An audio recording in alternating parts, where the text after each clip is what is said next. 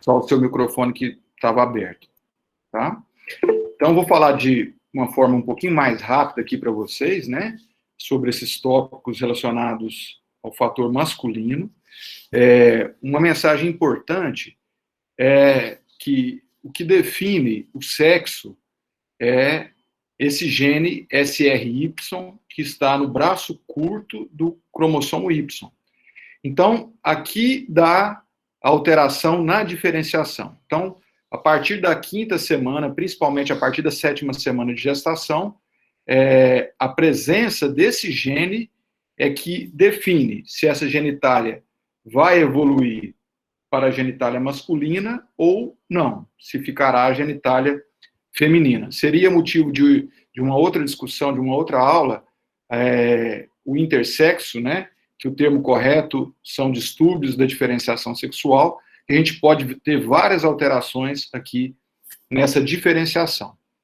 Então, a doutora Giselda já colocou muito bem, e de uma forma, assim, mais prática para a gente entender. Então, a partir da 7ª semana, se há a presença do cromossomo Y, desse gene, esse clítoris, que é um pênis rudimentar, ele evolui. Então, podemos fazer a comparação aqui. Então, tem a glande, o corpo do pênis, o corpo do clítoris, a glande do clítoris, então, evolui para o pênis. A uretra está aqui embaixo, como a professora Giselda colocou, a uretra curta, de 3 a 4 centímetros na mulher. Então, essa estrutura do pênis envolve a uretra no homem. Aqui está o canal vaginal. Então, no homem, esses grandes lábios aqui, ó, na genitália embrionária vai se fundir, formando a bolsa testicular ou escroto. A gônada feminina, se diferenciada para masculina, ela vai descer até o escroto, isso até o final da gestação. Quando não desce, a gente tem a criptorquia ou criptorquidia, que é o testículo fora da bolsa. Então, na verdade, essa evolução da genitália pode ir para um lado ou para o outro, a depender do cromossomo Y.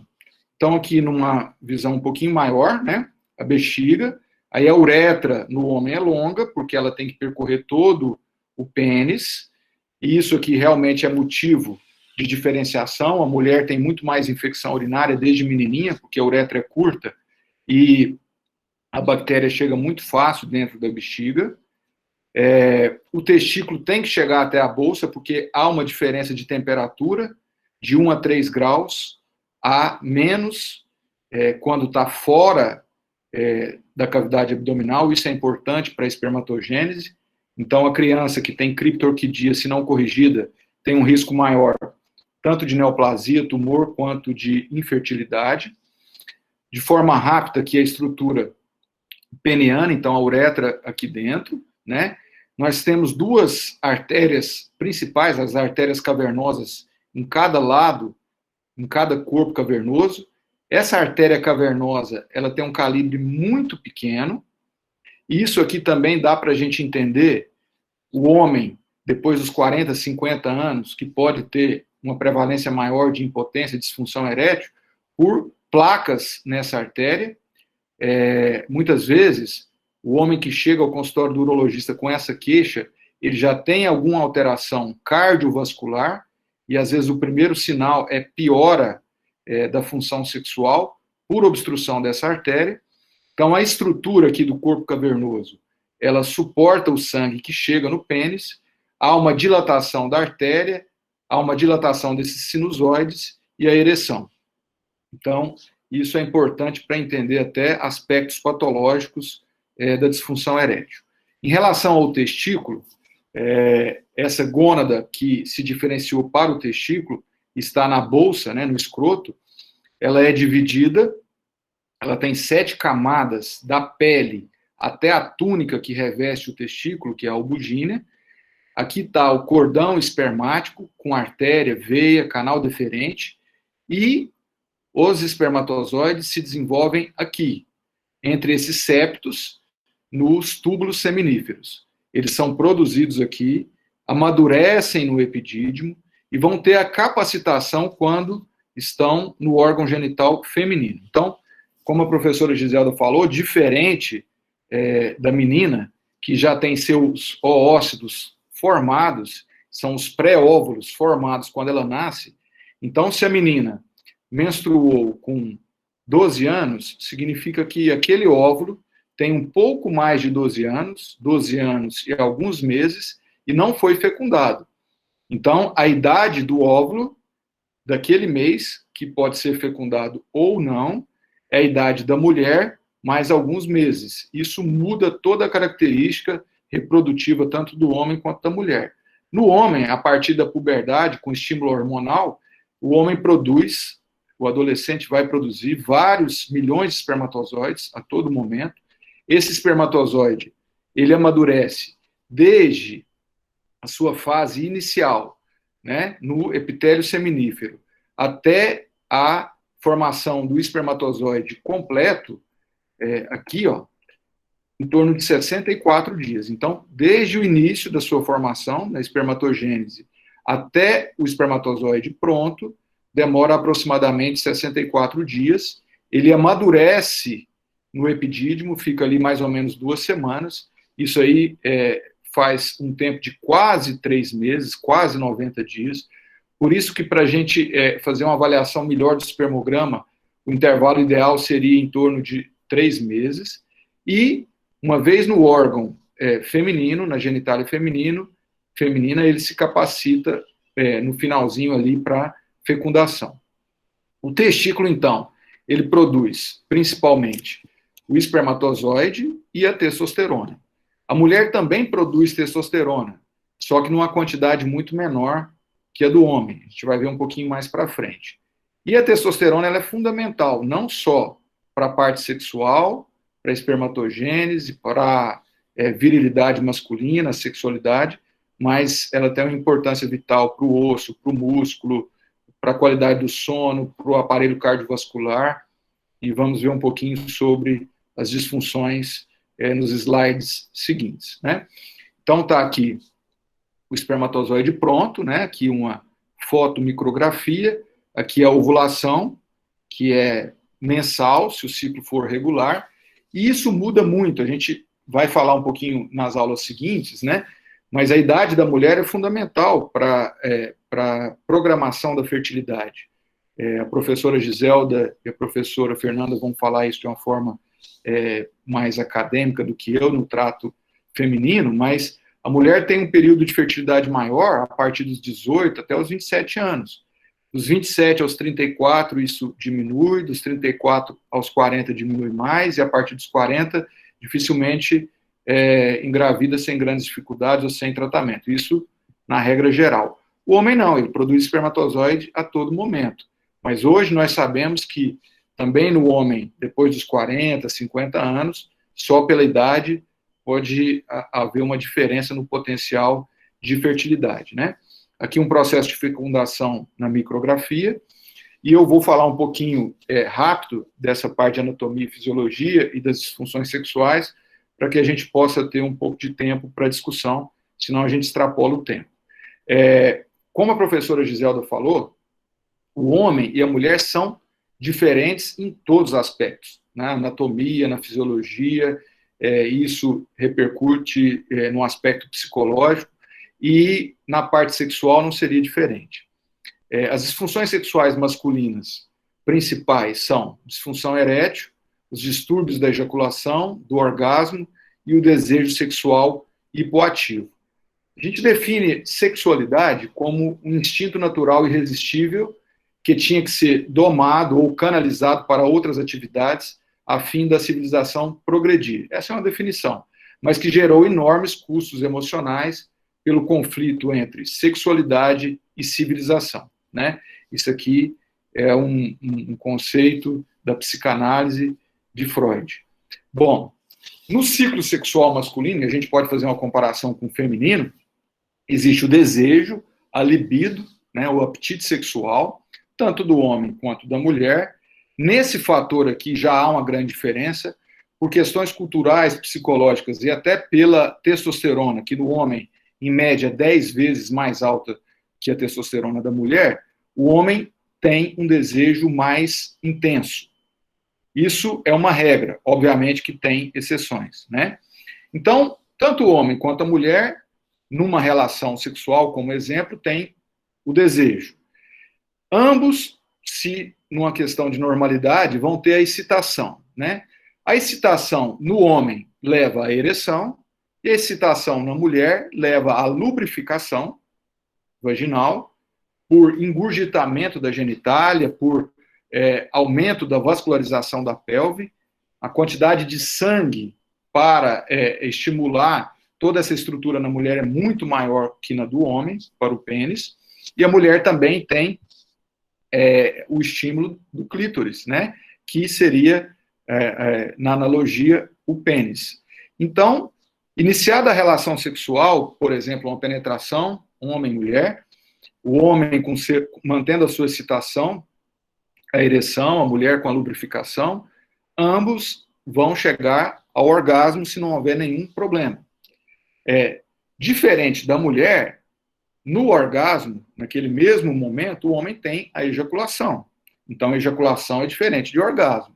Por exemplo, um homem que tirou a próstata toda numa prostatectomia radical, ele passa a funcionar como a mulher. Ele tem o orgasmo, mas não tem ejaculação, porque ele não tem próstata, vesícula seminal.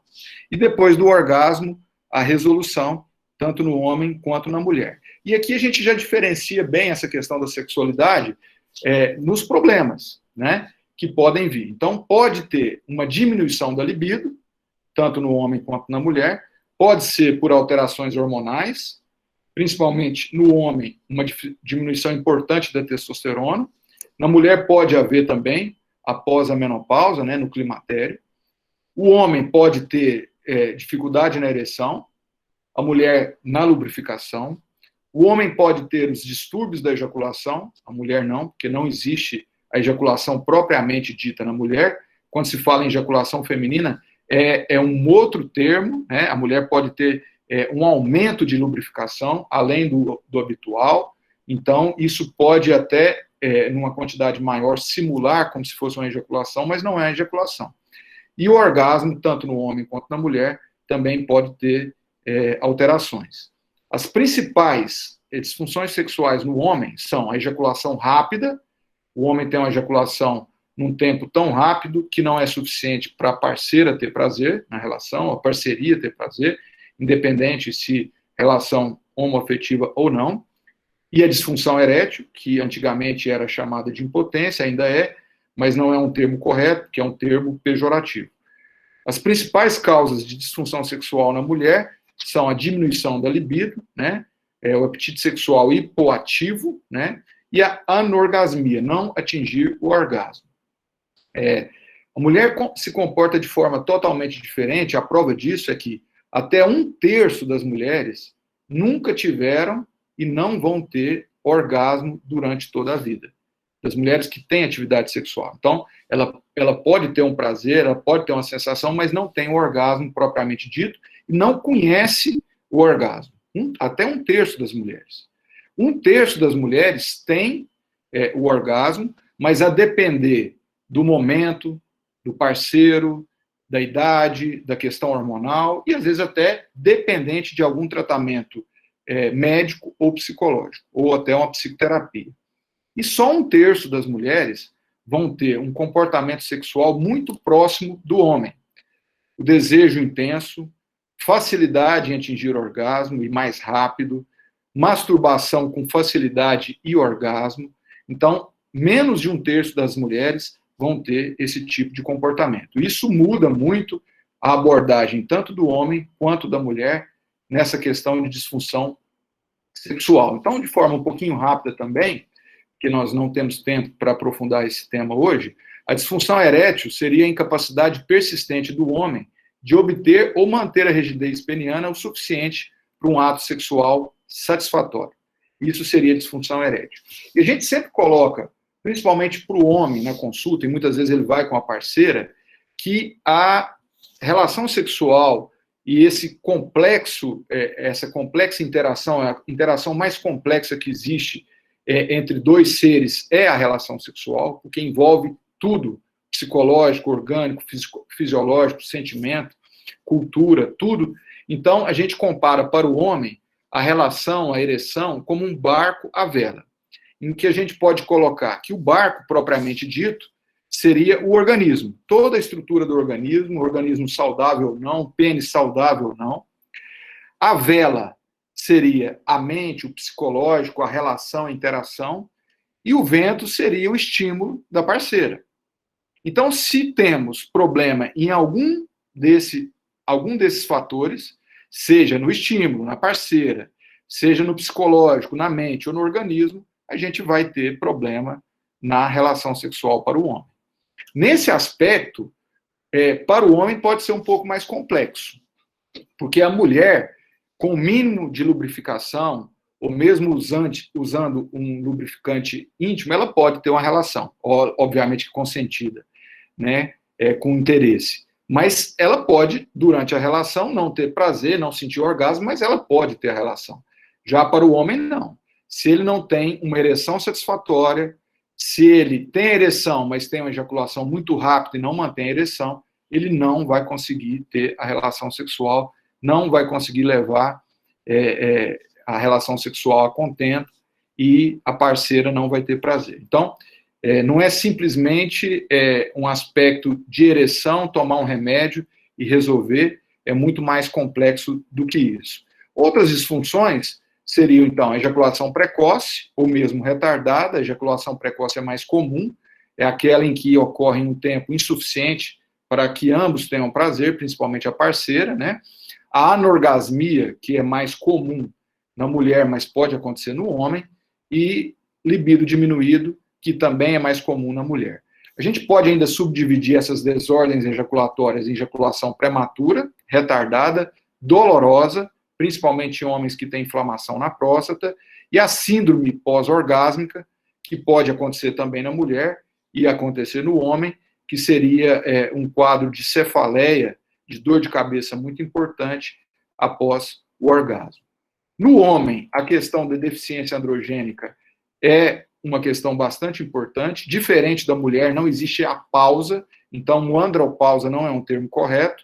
O termo correto é disfunção androgênica do envelhecimento masculino, e que isso também pode levar a um quadro de risco cardiovascular associado à síndrome metabólica, que seria glicose alta, colesterol e triglicérides altos e testosterona baixa, né?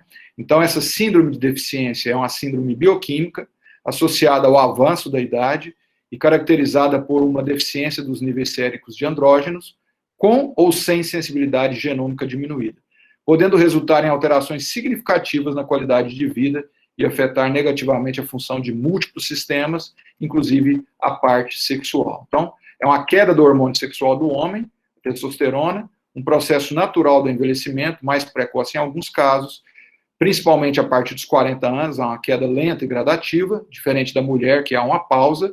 20 a 25% dos homens vão ter essa queda mais importante acima dos 50 anos de idade.